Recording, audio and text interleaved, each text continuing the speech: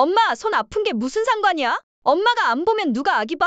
그 말에 나는 아무 말도 할 수 없었다. 왼손은 나날이 부어오르고 있는데도 말이다. 설마 내가 품에 안고 키운 딸아이 입에서 그런 말을 듣게 될 줄은 꿈에도 몰랐다. 그날 아침 나는 며칠 전 마당에서 미끄러져 다친 손목에 약을 바르고 있었다. 딸아이는 아기를 안고 문을 열며 말했다. 엄마, 아기가 열이 나요. 나 급히 출근해야 돼요. 좀 봐주세요. 나는 조심스럽게 말했다. 엄마 손이 너무 아파서 오늘 병원 가서 다시 사진 찍으려 했는데.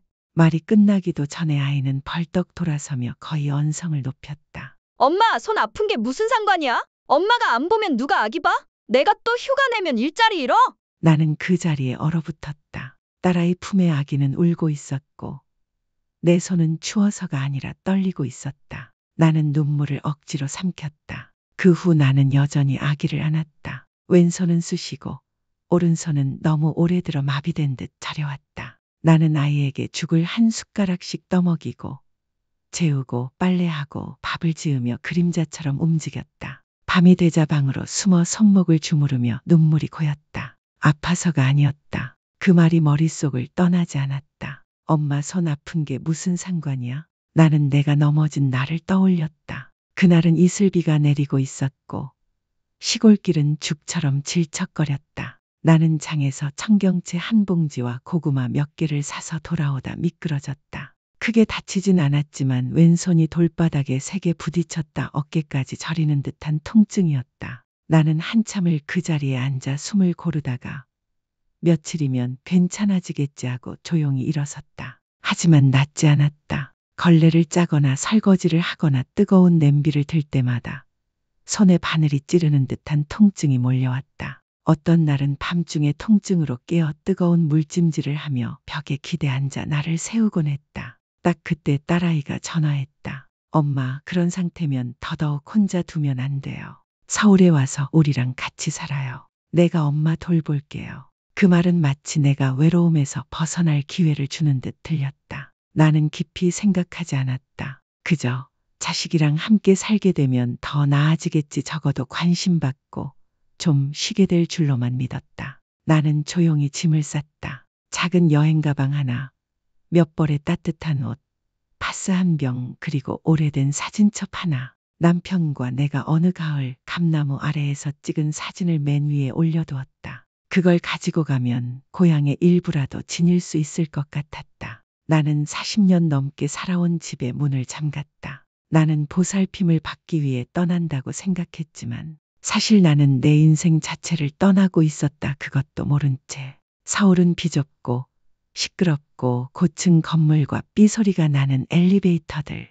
딸아이는 17층 아파트로 나를 데려갔다. 한 손엔 아이를, 다른 손으론 내 손을 잡고 말한다. 엄마 봐요. 난방도 있고 온수도 있고 엘리베이터도 있잖아요. 시골보다 훨씬 편하죠? 엄마 혼자 있다가 무슨 일 생기면 우리 어떡해요? 나는 그저 고개를 끄덕였다. 도시의 공기는 숨막혔다. 아궁이 냄새도 아침마다 들리던 새소리도 없었다. 대신 소독약 냄새, 자동차 경적, 방 안에서 끊임없이 우는 아이의 울음뿐. 아이가 나를 보더니 기어와 내 다리에 매달렸다. 할머니, 여기서 계속 같이 살자. 나는 아이의 머리를 쓰다듬으며 억지로 미소를 지었다. 그래, 할머니가 여기 너랑 놀아줄게. 하지만 나는 전혀 몰랐다. 그날 이후 아픈 내 손은 한순간도 쉴 틈이 없을 거라는 걸. 그리고 노후의 휴식이라는 말은 그저 부드러운 거짓말일 뿐이라는 걸. 처음엔 1시간만 보다가 반나절이 되고 결국엔 하루 종일 밤낮으로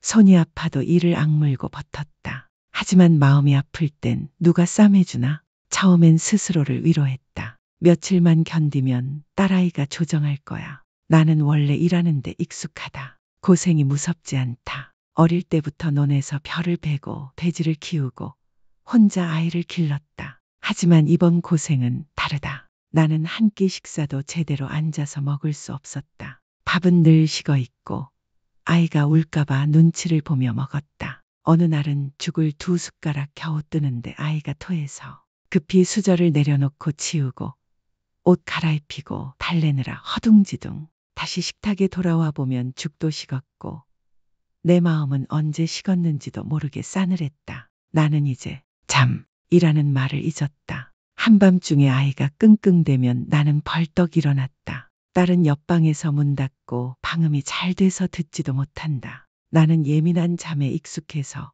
아이가 숨소리만 크게 내도 깬다. 어느 날은 아기 침대 옆에서 졸다가 그대로 벽에 기대 잠들었다. 머리는 흔들리고 손목은 뼈가 부서질 듯 아픈데 딸아이는 일어나더니 이렇게 말했다. 엄마 여기서 밤새 주무셨어요.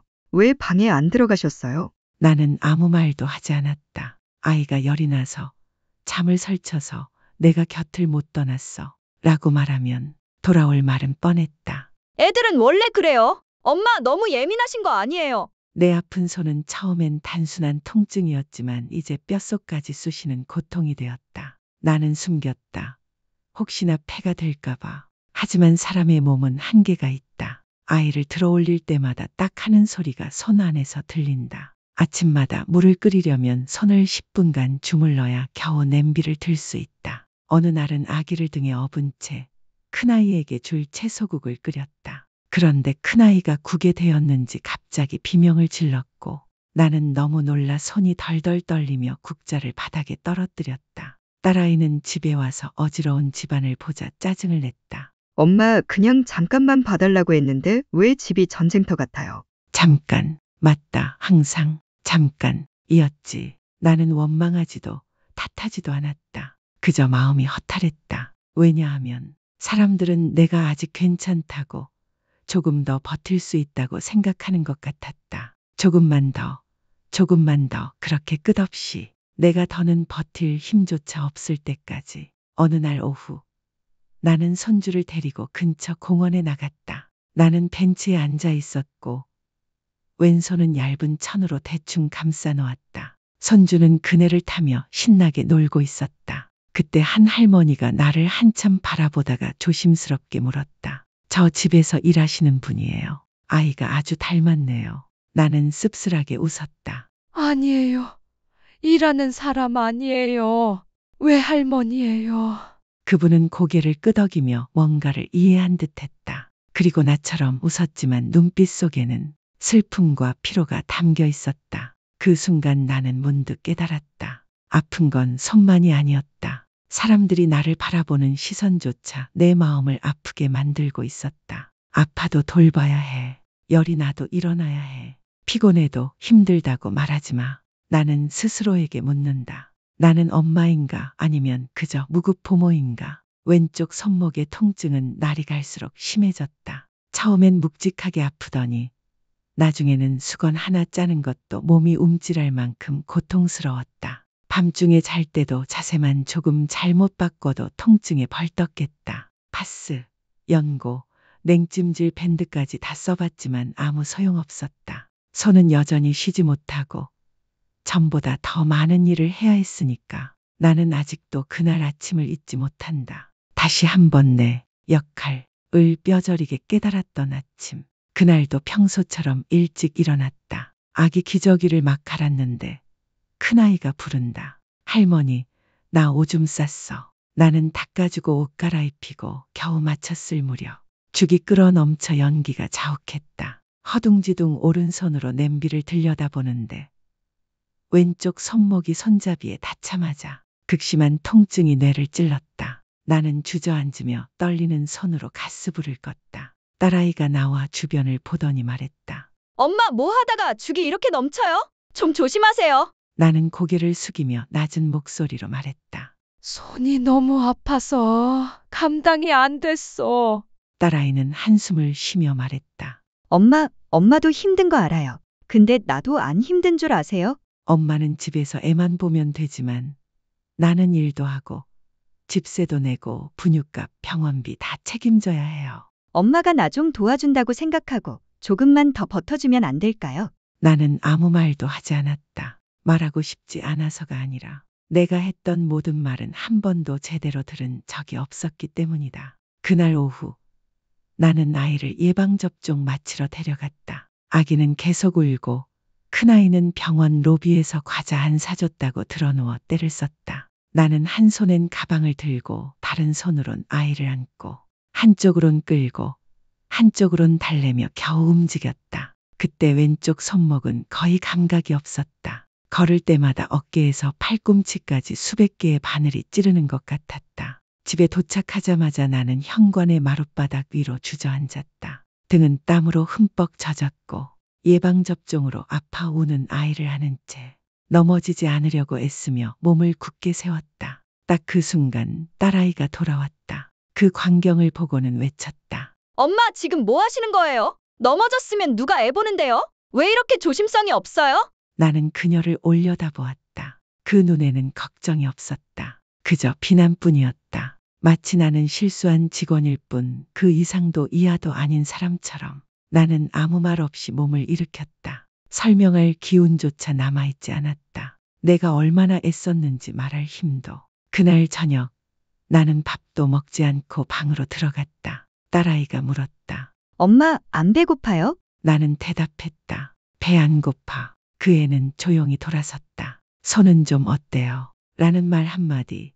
약 하나, 작은 손길 하나도 없었다. 나는 침대에 앉아 낡은 핸드백을 열었다. 그 안에는 진료 기록지, 촬영 예약표 한 장, 그리고 구겨진 사진 한 장. 그 사진 속에는 7살짜리 딸아이와 내가 있었다. 활짝 웃으며 내 손은 그녀의 어깨에 올려져 있었고 내 얼굴은 환하게 빛나고 있었다. 나는 사진 속에 내 얼굴을 살며시 만졌다. 그 사진 속의 여자는 누군가에겐 세상의 전부였던 사람.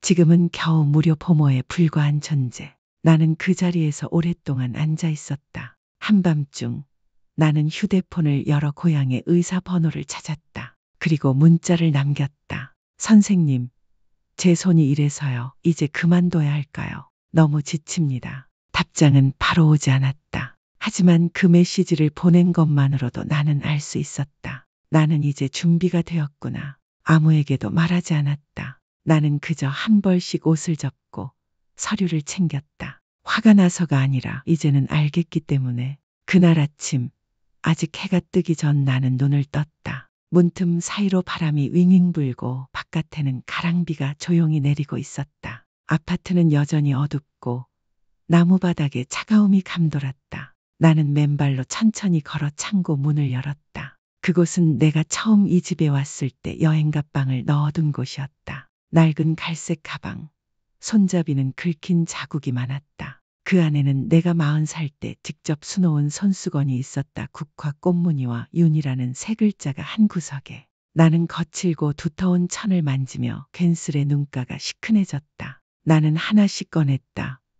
회색 코트, 털 양말, 약통, 그리고 내 이름으로 된 예금 통장. 마지막으로 내게 속한 무언가였다. 욕실에 들어가 거울을 보았다. 머리는 생각보다 많이 휘어져 있었고 볼은 움푹 꺼졌으며 새로운 기미도 생겼다. 하지만 내 눈빛은 조용하지만 단단했다. 나는 거울 속 자신에게 작게 말했다. 윤 씨, 이제 때가 됐어. 누구도 날 구해주지 않아. 내가 여기서 나가지 않으면. 그날 하루 나는 평소처럼 행동했다. 아이를 돌보고 밥을 하고 빨래를 했다. 하지만 더욱 조용했고 더욱 조심스러웠다. 우유를 쏟아도 잔소리하지 않았고 손목이 욱신거려도 투정을 부리지 않았다. 그저 부엌을, 내가 자주 앉던 작은 의자를, 매일 아침 닦던 마룻바닥을 하나하나 눈으로 작별 인사를 하듯 바라보았다. 저녁 무렵 딸은 남편과 통화하며 크게 다투었다. 화가 나고 짜증이 난 듯 거실로 나와 내게 말했다. 엄마, 나 스트레스 너무 받아요. 엄마 제발 나 더 복잡하게 만들지 마요. 도와줄 수 있으면 도와주고 아니면 그냥 참아요. 나 걱정하게 만들지 말고요. 나는 아무 말도 하지 않았다. 그저 그녀를 바라보았다. 지친 얼굴로 일과 육아 사이를 오가는 젊은 엄마. 나는 딸이 힘든 걸 안다. 하지만 힘들다고 해서 다른 사람을 아프게 해도 되는 건 아니다. 그날 밤 나는 휴대폰을 무음으로 설정했다. 그리고 앱으로 고양행 버스를 예매했다. 오전 6시 30분 출발. 짐은 일찌감치 다 쌌다. 옷을 한 벌씩 접을 때마다 나는 마음속으로 속삭였다. 도망가는 게 아니야. 나를 위해 나가는 거야. 새벽 4시 45분 나는 눈을 떴다. 따뜻한 물 한 잔을 타고 창가에 앉았다. 밭가로등은 여전히 켜져 있고 손주방의 수면등도 반딧불처럼 깜빡이고 있었다. 나는 조용히 캐리어를 끌고 현관으로 나왔다. 신발장 위에는 웃는 얼굴이 새겨진 열쇠고리를 두었다. 딸아이가 대학 졸업할 때 내가 선물했던 것. 쪽지는 남기지 않았다. 눈치챌 사람은 알 것이고 못 보면 그걸로도 괜찮다. 나는 엘리베이터에 탔다. 문이 천천히 닫히고 스테인리스 벽에 내 얼굴이 비쳤다. 희끗한 머리, 소박한 옷차림의 노년의 여인. 그러나 눈빛은 평온했다. 나는 스스로를 불쌍하다고 느끼지 않았다. 나는 내가 나를 구하고 있다고 느꼈다. 1층에 도착하자 나는 캐리어를 끌고 나왔다. 새벽의 안개는 부옇고 공기는 차지만 맑았다. 회색 하늘을 올려다보며 나는 조용히 속삭였다. 가자, 윤씨. 고속버스는 서울을 떠나 한강 다리를 건넜다. 고층 건물들은 서서히 안개 속으로 사라졌고 내 마음은 후회도 미련도 없었다. 나는 그곳에 아무것도 남기지 않았다. 어떤 물건도, 어떤 원망도. 나는 단 하나만 가지고 왔다. 나 자신을 위한 삶을 살겠다는 결심. 전주에 도착했을 때 내 친구 김 여사가 이미 기다리고 있었다. 그녀는 작년 내가 선물한 보라색 털 목도리를 두르고 패딩을 입고 있었다. 그녀는 나를 보자마자 와락 안아주었다. 세상에 살이 빠졌잖아. 그러더니 내 귀에 속삭였다. 그런데 눈빛이 달라졌어. 훨씬 가벼워졌네. 나는 말없이 친구의 손을 꼭 잡았다. 손은 여전히 붓고 아팠지만 그 손엔 요구도 책임도 아닌 따뜻함이 있었다. 그 작은 집은 완만한 언덕 중턱에 있었다. 낡은 대나무 울타리와 말라버린 오이 덩굴, 잡초가 무성하고 이끼 낀 기와지붕, 금이 간 계단들. 하지만 내게는 그곳이 천국 같았다. 문을 열었다. 먼지와 곰팡이 냄새가 났지만 괜찮았다. 나는 소매를 걷고 마당을 쓸고 창문을 닫고 커튼을 빨았다. 누가 시켜서가 아니라 내가 다시 살아보고 싶어서. 며칠 동안 나는 아주 많이 잤다. 아무도 깨우지 않는 잠. 아이 울음소리도 없는 밤. 오직 바람소리와 아침이면 지붕을 두드리는 새날갯짓만. 몸은 쑤셨지만 누군가를 위해 소모된 고통과는 전혀 다른 내 집을 위해 일한 피곤함이었다. 나는 장을 보러 갔다. 왼손이 아파서 가벼운 채소, 작은 봉지만 골랐다. 생선가게 아주머니가 나를 알아보고 웃으며 말했다. 어머, 윤씨 아니세요? 정말 오랜만이에요. 이제 건강 좀 나아지셨어요. 나는 고개를 끄덕이며 말했다. 지금 다시 건강을 찾는 중이에요. 사람들이 서울 어땠어요? 라고 물으면 나는 그저 조용히 웃었다. 상세히 말할 필요는 없다. 중요한 건 내가 돌아왔다는 것. 나는 다시 팔을 심기 시작했다. 수선화 화분도 몇 개 마당에 놓았다. 매일 아침 생강차를 끓여 마시고 돋보기로 신문을 읽었다. 오후에는 목도리를 뜨고 라디오를 들으며 손으로 일기를 썼다. 한때 내가 좋아했지만 잊고 지냈던 일들. 어느 날 오후 딸아이에게 전화가 왔다. 목소리는 낮고 살짝 쉰 듯했다. 엄마, 요 며칠 엄마가 없으니까 집이 너무 허전해요. 뭔가 빠진 느낌이 들어요.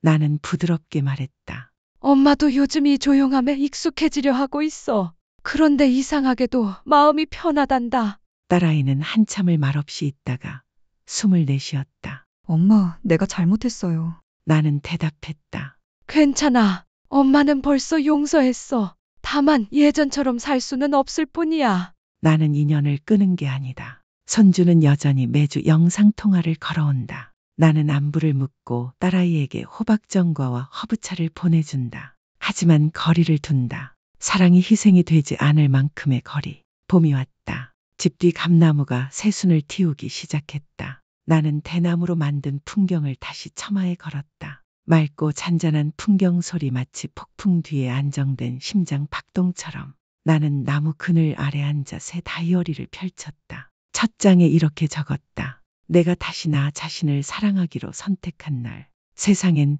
평생 지친 줄도 모르고 사는 엄마들이 있다. 왜냐하면 그들은 한 번도 제대로 쉬어본 적이 없기 때문이다. 내 이야기는 특별한 것이 아니다. 나 같은 노인은 많다. 나이 들면 자식이 돌봐줄 줄 알고 기대했지만 결국엔 무급가사도움이 당연한 부모, 더 나아가 가족 안에서도 존재감 없는 사람이 되어버린다. 나는 한때 생각했다. 희생이 사랑이라고, 참는 것이 부모의 의무라고. 하지만 이제는 안다. 진정한 사랑은 누군가를 지치게 만들지 않는다. 진정한 효도는 부모의 어깨 위에 짐을 올려놓는 게 아니다. 나는 자식을 원망하지 않는다. 왜냐하면 그들의 잘못만은 아니기 때문이다. 나 역시 너무 오래 침묵했고 스스로를 희생하면서도 그것이 사랑이라 믿었기 때문이다. 하지만 사랑은 자기를 파괴하는 것이 아니다. 그리고 엄마라는 이유로 생애 마지막까지 모든 걸 바쳐야 하는 것도 아니다.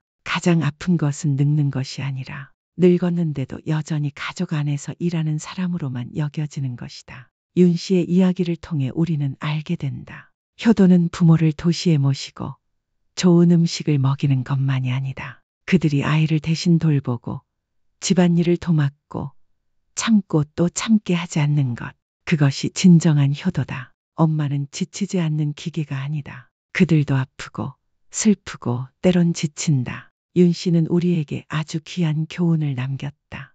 희생이 항상 사랑은 아니다. 거절은 냉정함이 아니라 나 자신을 다시 사랑하는 첫걸음이다. 어떤 고통은 말하지 않으면 아무도 모른다. 어떤 때는 나서지 않으면 사람들은 우리가 지치지 않는다고 믿는다. 노인도 자신의 삶을 선택할 권리가 있다. 자식을 돕기 위해 남는 삶뿐만 아니라 필요할 때 떠나 평화를 되찾는 삶도 있다. 결국 우리는 이렇게 깨닫게 된다. 진정한 가족은 부모가 끊임없이 주기만 하는 곳이 아니라 서로를 지켜주며 누구도 무너지지 않게 하는 공간이다. 윤 씨의 이야기가 당신의 마음을 울렸다면 댓글로 당신의 생각을 들려주세요. 당신도 희생에 익숙한 엄마일 수도 있고 부모를 더 이해하려 노력하는 자식일 수도 있어요. 이 영상이 감동적이었다면 좋아요를 눌러주세요. 그리고 이런 소중한 이야기를 놓치고 싶지 않다면 구독을 잊지 마세요. 혹시 당신 주변에도 이 이야기가 필요한 사람이 있다면 공유해주세요.